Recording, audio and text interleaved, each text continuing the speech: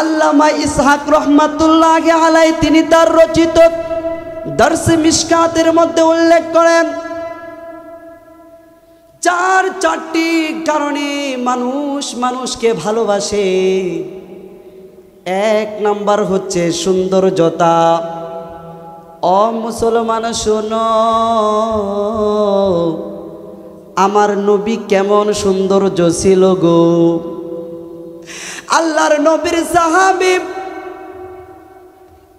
তিনি দেখেন প্যারে হাবিব সাল্লাল্লাহু আলাইহি ওয়াসাল্লাম গভীর রজনীতে পূর্ণিমার রাতের দিনে নবীজি সাল্লাল্লাহু আলাইহি ওয়াসাল্লাম চাদর মুড়ানো অবস্থায় বের হয়েছে। পিছনের দিকে সাহাবী তাকায়া দেখে উপরে পূর্ণিমার চাঁদ দেখা যায়।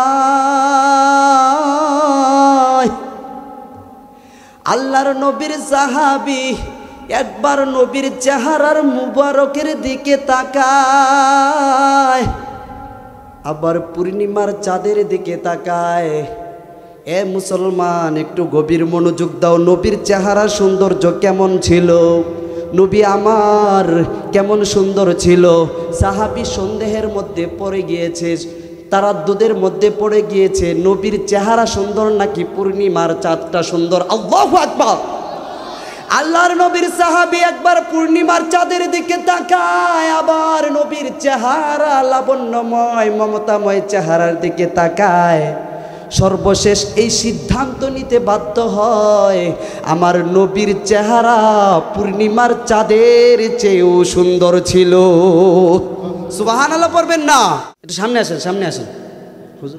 বুখারী শরীফের বর্ণনা, নবীজি সাল্লাল্লাহু আলাইহি ওয়াসাল্লাম বলেছেন, আনাস ইবনে মালিক রাদিয়াল্লাহু তাআলা আনহু riwayat, লা ইউমিনু আহাদুকুম হাত্তা আকুনা আহাব্বা ইলাইহি মিন ওয়ালিদিহি ওয়া ওয়ালাদিহি ওয়ান নাসি আজমাইন।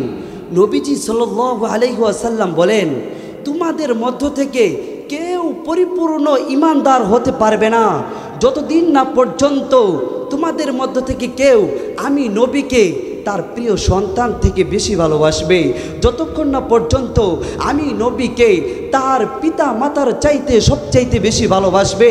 শুধু তাই নয়, যতক্ষণ না পর্যন্ত আমি নবীকে এই পৃথিবীর জমিনে যত মায়ার জালে আবদ্ধ মানুষ থাকুক না কেন, সকল মানুষের চাইতে আমি নবীকে ভালোবাসবে। শুধু তাই নয়, কোনো ব্যক্তি যদি তার জীবনের চাইতে সবচাইতে বেশি নবীকে ভালোবাসতে না পারে, তাহলে সে কোনো দিন পরিপূর্ণ ঈমানদার হতে পারবে না। আওয়াজ করে বলেন আল্লাহু আকবার। এ ভাই, আলোচনা কি ভালো লাগছে? আপনারা কি সব কিছু বুঝতেছেন? তাহলে নবীজিকে কার চাইতে বেশি ভালোবাসতে হবে? এক নাম্বার সন্তান। কার? আপনার আদরের সন্তানের চাইতেও নবীকে ভালোবাসতে হবে। দুই নাম্বার আপনার জন্মদাতা পিতামাতা। তৃতীয় নাম্বার এই পৃথিবীর জমিনে যত ভালোবাসার মানুষ থাকুক না কেন, সকল মানুষের চাইতে বেশি নবীজিকে ভালোবাসতে হবে। চার নাম্বার, শুধু তাই নয়, নিজের জীবনকে ফিদা করে দিয়ে নবীজিকে ভালোবাসতে হবে। আল্লামা ইসহাক রহমাতুল্লাহি আলাইহি তিনি তার রচিত, তিনি তার লিখিত দারসে মিশকাতের মধ্যে উল্লেখ করেছেন, কেউ কারো প্রতি ভালোবাসা সৃষ্টি হয় চার কারণে। কয় কারণে? আচ্ছা বলুন তো, মানুষ মানুষকে ভালোবাসে কয় কারণে? চার কারণে। কয় কারণে? আমার প্রশ্ন হতে পারে এরকম, মানুষ মানুষকে ভালোবাসে কয় কারণে? উত্তর দিতে হবে চার কারণে। কয় কারণে? আওয়াজ দিয়ে বলুন। এক নাম্বার, জামাল তথা সৌন্দর্যতার জন্য মানুষ মানুষকে ভালোবাসে। কথা ঠিক না বে ঠিক? দুই নাম্বার, কামাল তথা পরিপূর্ণতা। এখানে ব্যাখ্যা হচ্ছে চরিত্রের পরিপূর্ণতা। কারো যদি চরিত্র ভালো হয়, মানুষ স্বাভাবিকভাবেই তাকে ভালোবাসে। কথা ঠিক কিনা? তাহলে এক নাম্বার সৌন্দর্য। এক নাম্বার কি? দুই নাম্বার চরিত্র। বলেন তো কি? তিন নাম্বার হচ্ছে আল কারাবা তথা আত্মীয়তার বন্ধন। আত্মীয়তার বন্ধন থাকার কারণে মানুষ মানুষের প্রতি একটা আলাদা স্পেশাল টান থাকে, আলাদা একটা মহাব্বত থাকে, আলাদা একটা ভালোবাসা থাকে। কথা ঠিক বললাম না বে ঠিক? 4 নাম্বার হচ্ছে আল ইহসান, অনুগ্রহ। কেউ যদি কারো উপর দয়া করে, কেউ যদি কাউকে অনুগ্রহ করে, তাহলে ওই ব্যক্তির প্রতি মানুষের একটা আলাদা ভালোবাসা জন্মে যায়। তার মানে বোঝা গেল, ও মুসলমান শোনো, তুমি যদি নবীকে ভালো না বাসো, পরিপূর্ণ ঈমানদার হতে পারবা না। আল্লামা ইসহাক রহমাতুল্লাহি আলাইহি তিনি তার রচিত দরস-এ মিশকাতের মধ্যে উল্লেখ করেন, চারটি কারণে মানুষ মানুষকে ভালোবাসে। 1 নাম্বার হচ্ছে সৌন্দর্যতা। ও মুসলমান শোনো, আমার নবী কেমন সৌন্দর্য ছিল গো। আল্লাহর নবীর সাহাবী তিনি দেখেন প্যারে হাবিব সাল্লাল্লাহু আলাইহি ওয়াসাল্লাম গভীর রজনীতে, পূর্ণিমার রাতের দিনে নবীজি সাল্লাল্লাহু আলাইহি ওয়াসাল্লাম চাদর মুড়ানো অবস্থায় বের হয়েছে। পিছনের দিকে সাহাবী তাকায়া দেখে উপরে পূর্ণিমার চাঁদ দেখা যায়। আল্লাহর নবীর সাহাবী একবার নবীর চেহারার মুবারকের দিকে তাকায়, আবার পূর্ণিমার চাঁদের দিকে তাকায়। এ মুসলমান, একটু গভীর মনোযোগ দাও। নবীর চেহারা সৌন্দর্য কেমন ছিল, নবী আমার কেমন সুন্দর ছিল। সাহাবী সন্দেহের মধ্যে পড়ে গিয়েছে, তারাদ্দুদের মধ্যে পড়ে গিয়েছে, নবীর চেহারা সুন্দর নাকি পূর্ণিমার চাঁদটা সুন্দর। আল্লাহু আকবার। আল্লাহর নবীর সাহাবী একবার পূর্ণিমার চাঁদের দিকে তাকায়, আবার নবীর চেহারা লাবণ্যময় মমতাময় চেহারার দিকে তাকায়। সর্বশেষ এই সিদ্ধান্ত নিতে বাধ্য হয়, আমার নবীর চেহারা পূর্ণিমার চাঁদের চেয়েও সুন্দর ছিল। সুবহানাল্লাহ পড়বেন না? কাজেই সৌন্দর্যের কারণে এ পৃথিবীর জমিনে যদি কাউকে ভালোবাসতে হয়, তাহলে আমাদের নবীকেই ভালোবাসতে হবে। চিল্লায় বলেন কথা ঠিক কিনা? 2 নাম্বার হচ্ছে কামাল, চরিত্র। নবীজির চরিত্র কেমন ছিল? সময় কম, সংক্ষিপ্ত আকারে বলছি। আম্মা জান হযরত আয়েশা রাদিয়াল্লাহু আনহাকে জিজ্ঞাসা করা হয়েছে, নবীজি সাল্লাল্লাহু আলাইহি ওয়াসাল্লামের চরিত্রটা কেমন ছিল? আম্মা জান আয়েশা রাদিয়াল্লাহু তাআলা আনহা উত্তর দিয়েছেন, কানা খুলুকুহু আল কুরআন। আমার প্যারে হাবিব সাল্লাল্লাহু আলাইহি ওয়াসাল্লামের চরিত্র ছিল গোটা কুরআনুল কারীম। আওয়াজ দিয়ে বলেন আল্লাহু আকবার। তার মানে হচ্ছে, এটার ব্যাখ্যা কি? কোরআনের মধ্যে বলা হয়েছে জিনা করা যাবে না। পৃথিবীর মধ্যে সবচাইতে জিনার থেকে যে বেশি বেঁচে থেকেছেন তিনি হলেন মুহাম্মদ সাল্লাল্লাহু আলাইহি ওয়াসাল্লাম। কোরআনে বলা হয়েছে নামাজ পড়তে হবে। সবচাইতে খুশুখুতুর সাথে পৃথিবীর জমিনে সবচাইতে বেশি যে নামাজ পড়েছেন তিনি হচ্ছেন প্যারে হাবিব সাল্লাল্লাহু আলাইহি ওয়াসাল্লাম। কোরআনে বলা হয়েছে দুর্নীতির সাথে জড়ানো যাবে না। কোরআনে বলা হয়েছে ঘুষ খাওয়া যাবে না, সুদ খাওয়া যাবে না, ন্যায় ও ইনসাফ কায়েম করতে হবে। এগুলোর মধ্যে সবচাইতে অনুসরণীয় মূর্ত প্রতীক ছিলেন প্যারে হাবিব সাল্লাল্লাহু আলাইহি ওয়াসাল্লাম। তার মানে হলো স্পষ্ট বোঝা যাচ্ছে, চরিত্রের কারণে যদি কাউকে ভালোবাসতে হয় তাহলে প্যারে হাবিব সাল্লাল্লাহু আলাইহি ওয়াসাল্লামকেই ভালোবাসতে হবে। চিল্লায়ে বলেন কথা ঠিক কিনা? 3 নাম্বার হচ্ছে আল কারাবা তথা আত্মীয়তা। পৃথিবীর সবচেয়ে নিকটতম আত্মীয় হচ্ছে বাবা মা। কে? বাবা মা। কিন্তু একটা সন্তান সে সরাসরি এই প্রমাণ দিতে পারবে না যে সে তার বাবারই উরুসজাত সন্তান, এই বাবারই। কারণ হচ্ছে তার মাই জানে কোন ওরসজাতে সে হয়েছে, কারণ সন্তানটা সে নিজ চোখে দেখে নাই। কিন্তু নবীজি সাল্লাল্লাহু আলাইহি ওয়াসাল্লাম যে আমাদের পিতা, রুহানি পিতা, এই ব্যাপারে কোরআন এবং হাদিসে প্রমাণ রয়েছে। বলেন না সুবহানাল্লাহ। তার মানে বোঝা যাচ্ছে নবীজিকে বাবা মার চাইতেও বেশি আত্মীয় মানতে হবে। নবীজি সাল্লাল্লাহু আলাইহি ওয়াসাল্লাম বলেন, ও দুনিয়ার মানুষ, আনা বিমানজিলাতিল ওয়ালিদ, ও পৃথিবীর মানুষ, আমি হচ্ছি তোমাদের পিতার সমপর্যায়ে, মানে হচ্ছে আমি তোমাদের রুহানি পিতা। স্পষ্ট কথা, আত্মীয়তার কারণে এই পৃথিবীর জমিনে কাউকে যদি ভালোবাসতে হয় তাহলে আমাদের প্যারে হাবিব সাল্লাল্লাহু আলাইহি ওয়াসাল্লামকেই ভালোবাসতে হবে। চিল্লায় বলেন কথা ঠিক কিনা? 4 নাম্বার, ইহসান তথা অনুগ্রহের কারণে মানুষ মানুষকে ভালোবাসে। বুখারী শরীফের একাধিকবার এই হাদিসটা এসেছে, আমাদের সকলেই জানা হাদিসুস শাফা। শেষ পর্যায়ে বলছি, যখন বিচার ব্যবস্থা শুরু হতে থাকবে তখন সকল উম্মত একবার যাবে আদম আলাইহিস সালামের কাছে, যে বলবে আমাদের জন্য শাফায়াত করুন। আদম আলাইহিস সালাম বলবে আমি আমার নিজেকে নিয়ে ইয়া নাফসি জপছি। এভাবে সকল নবীর কাছে যাবে, সকলের দোয়ার থেকে ফিরিয়ে দেওয়া হবে। মুসা আলাইহিস সালামের কাছে যাবে। মুসা আলাইহিস সালাম বলে আমি আমার পাপ নিয়েই চিন্তায় পাচ্ছি না, আমি ইয়া নাফসি জপছি, কারণ আমি এক থাপ্পড় দিয়ে একজন মানুষকে আমি মেরে ফেলেছিলাম। তোমরা মুহাম্মদ সাল্লাল্লাহু আলাইহি ওয়াসাল্লামের কাছে যাও। এই কঠিন মুহূর্তে যখন কেউ কারো কাজে আসবে না, সেই মুহূর্তে নবীজি সাল্লাল্লাহু আলাইহি ওয়াসাল্লামের কাছে উম্মতরা যা বলবো, ওগো নবীজি আমাদের জন্য শাফায়াত করুন। নবীজি সাল্লাল্লাহু আলাইহি ওয়াসাল্লাম তখন সাথে সাথে সিজদায় পড়ে যাবেন, এমনভাবে সিজদা করবেন আল্লাহ বলতে বাধ্য হবে, ওগো প্যারে হাবিব তুমি সিজদার মধ্যে উম্মতি ভরে কান্না করছো, আমি আল্লাহ পাক রব্বুল আলামিন সহ্য করতে পারছি না, তুমি কেন কান্না করছো?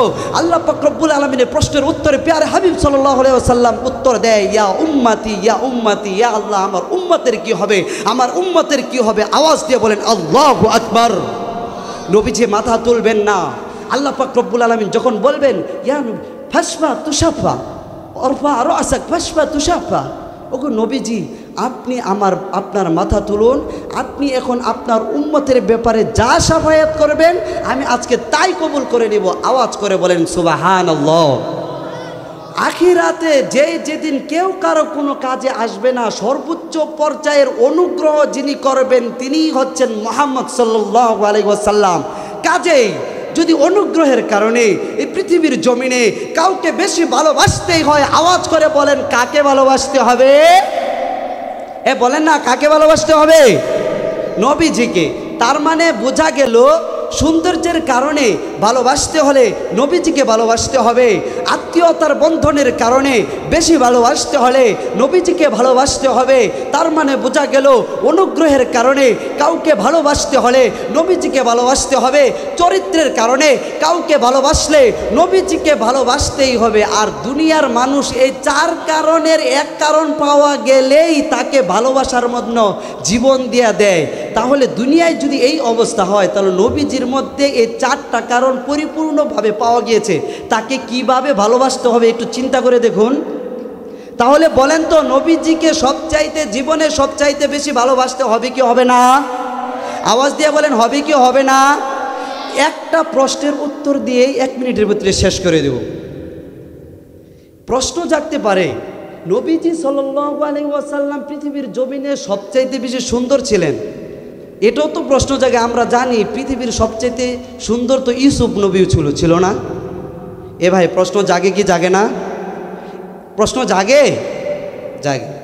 এই প্রশ্নের উত্তরটা 1 নাম্বার আমি দিয়ে দিচ্ছি খুব সংক্ষিপ্ত আকারে।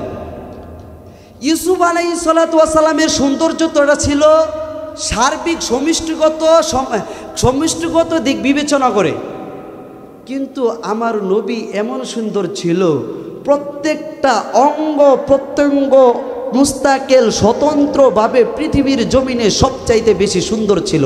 আওয়াজ করে বলেন সুবহানাল্লাহ। তার মানে আমার নবীর চোখটা এমন সুন্দর ছিল পৃথিবীর জমিনে আর কারো এমন চক্ষু ছিল না।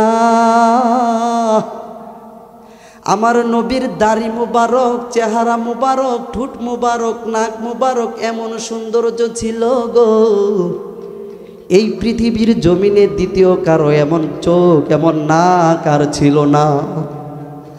আমার নবী এমন লম্বা ছিল না যেন তাল গাছের মতো দেখা যায়, মানুষ এটাকে ঘৃণা করে। আমার নবীজি সাল্লাল্লাহু আলাইহি ওয়াসাল্লাম এমন বেটেও ছিল না যে মাটির নিচ দিয়া হেঁটে যায়, বরং আমার নবীর গড়ন ছিল মধ্যম আকৃতির। আমার নবীর প্রত্যেকটা অঙ্গ প্রত্যঙ্গ পৃথিবীর জমিনে যত মানুষ আছে তার চাইতে বেশি সুন্দর ছিল। কিন্তু ইউসুফ নবী সুন্দর ছিল সব অঙ্গ প্রত্যঙ্গ সামষ্টিগত বিবেচনায়। আওয়াজ করে বলেন না সুবহানাল্লাহ। এই প্রশ্নের উত্তরটা আপনারা বুঝেছেন? আচ্ছা, আমি আলোচনা শেষ করে দিচ্ছি। আমি ঘোষণা দিয়েছিলাম আমি আমার আলোচনা শেষ করে আমি প্রশ্ন করব। এই প্রশ্ন থেকে যারা বিজয়ী হবে 1, 2, 3 সবাইকে 100 টাকা করে দেওয়া হবে। প্রশ্নটা করব ইনশাআল্লাহ, করব। আচ্ছা বলেন তো, নবীজিকে কয় কারণে ভালোবাসতে হবে? একসাথে কে কে 4টা কারণ বলতে হবে? হাত তোলেন। দাঁড়ান একটু বলেন কষ্ট করে।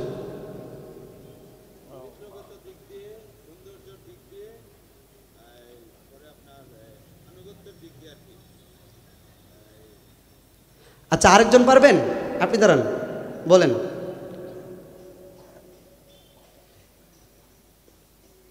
একটু সামনে আসেন, সামনে আসেন হুজুর, একটু তাড়াতাড়ি তাড়াতাড়ি। আর কেউ থাকলে প্রস্তুত থাকেন। হুম হুম হুম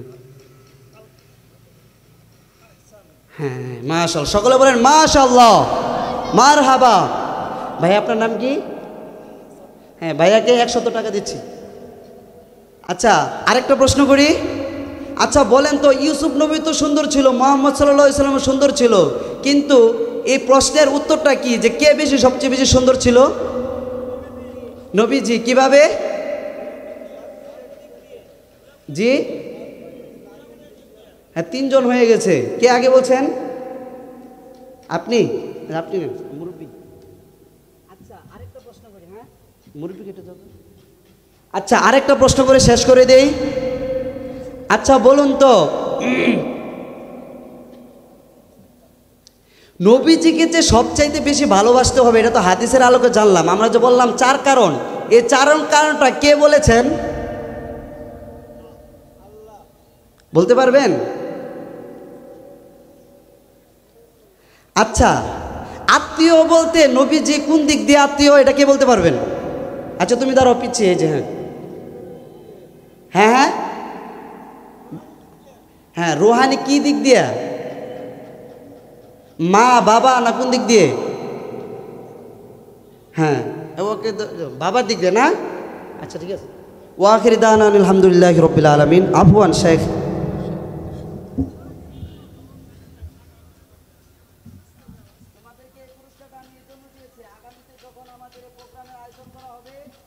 সকলে প্রস্তুত থাকবা, প্রত্যেকটা প্রোগ্রাম মনোযোগ দিয়ে শোনার জন্য রাজি আছেন ইনশাআল্লাহ? আগামীতে আমি বই নিয়ে আসবো। কি নিয়ে আসবো? ইনশাআল্লাহ প্রত্যেকটা মূল্যবান বই হবে।